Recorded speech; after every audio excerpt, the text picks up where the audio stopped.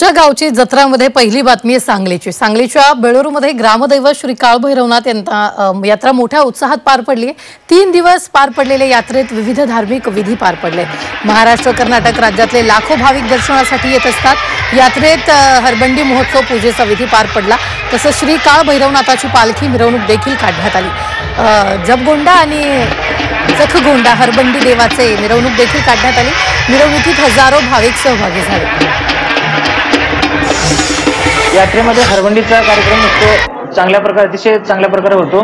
त्याच्यानंतर 2 दिवस नैवेद्य, त्याच्यानंतर वाळवण्याचा कार्यक्रम ही अतिशय चांगल्या पद्धतीने उत्साह पार पाडले जातात। सालाबाद प्रमाणे महाराष्ट्र व कर्नाटकातील लाखो भाविकांचे आराध्य दैवत असलेले बेळूरचे ग्राम दैवत श्री काळभैरवनाथ देवाची यात्रा सालाबाद प्रमाणे यंदाही मोठ्या उत्साहात साजरा होत आहे।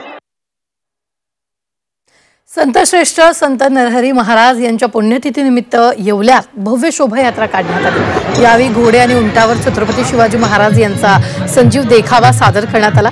तसंच सोनार समाजातील महिलांकडून नृत्यकला सादर करण्यात आली। दरम्यान सोनार समाजासह इतर समाज बांधव देखील मोठ्या संख्येने उपस्थित होते।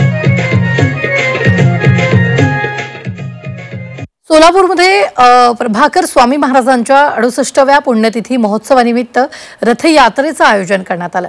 दरम्यान महाराजांचा रथ भाविकांनी दोरखंडानं ओढला। शहरातील सम्राट चौक ते छत्रपती शिवाजी महाराज चौक या महत्त्वाच्या भागातून ही रथयात्रा फिरवण्यात आली।